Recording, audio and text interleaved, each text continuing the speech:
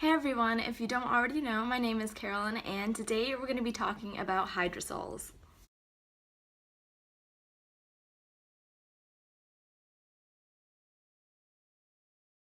So hydrosols are actually a co-product of steam distillation. So when you steam distill plant material, you get the essential oil and you get the hydrosol. And the hydrosol is going to contain all the water-soluble plant material, and the essential oil is going to contain all the fat-soluble plant material. So the really great thing about hydrosols is that they are actually not as concentrated as the essential oils are. So they are a lot safer. They're great for children, for pets, and for the elderly. And there's not too many safety concerns associated with them. And you can use them internally or externally. So basically any plant that you can steam distill and get an essential oil from, you can also get a hydrosol from that. If you guys want to learn more about hydrosols, I would suggest a book called Hydrosols, the Next Aromatherapy by Susan Caddy.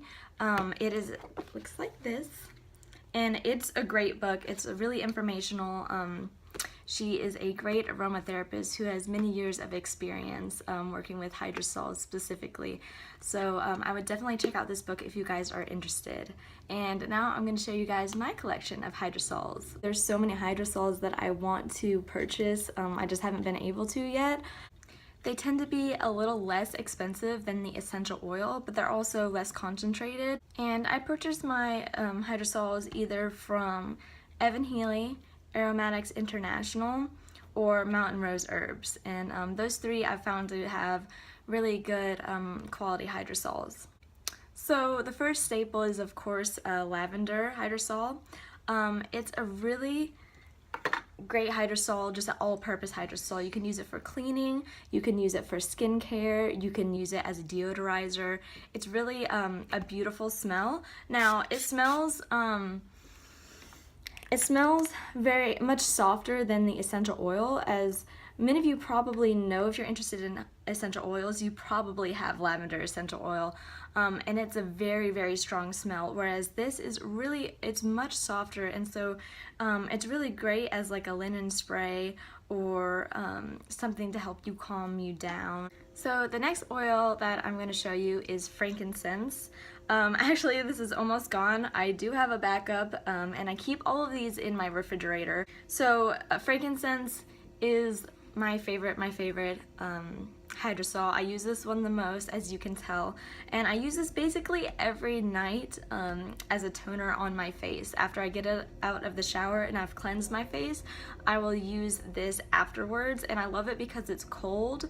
And it smells amazing. So once I spray it on my face, it is going to close the pores because of the coldness, and it's also, frankincense is a wonderful for your skin. It's really good at reducing texture and moisturizing your skin.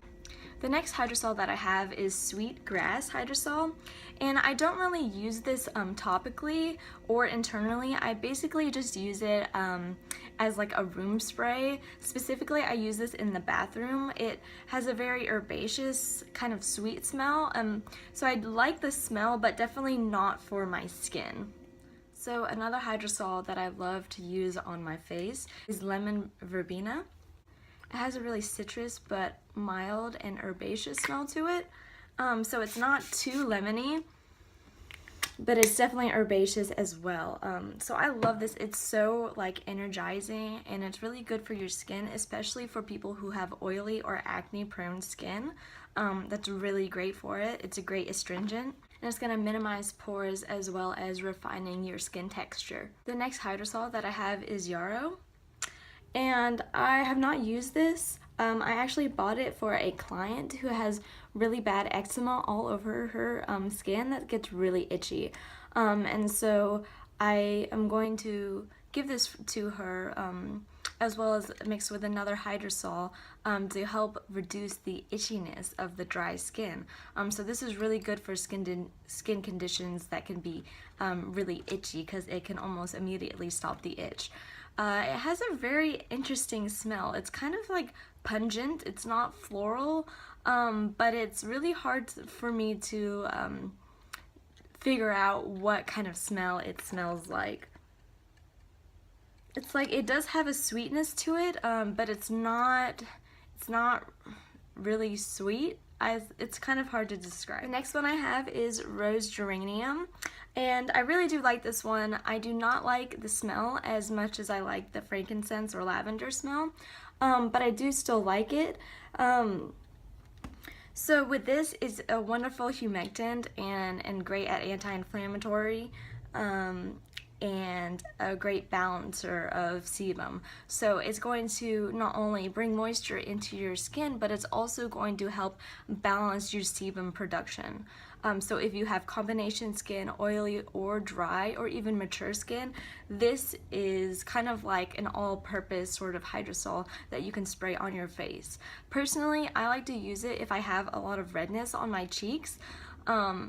Then I will use this, as well as if I have a lot of acne breakouts that's really red, then I will spray it on my skin as well. And the last hydrosol that I have in my collection is Chamomile, and this is honestly not my favorite. It's wonderful at reducing inflammation, but I really do not like the smell. And I gave it to a client as well, and she didn't like the smell either, so I'm glad it wasn't just me. I will use this in really severe cases of redness if I get that, but it's not too common. So it's definitely a floral and sweet smell, but it also just has like a weirdness to it that I just don't really like. Yeah, it is a great hydrosol. It does have a lot of benefits to it. You would just need to dilute it with other hydrosols to kind of mask the smell, unless your client or you likes it, but that's something that you would have to try out on your own. It really just depends on the hydrosol and how well they were kept before you received them.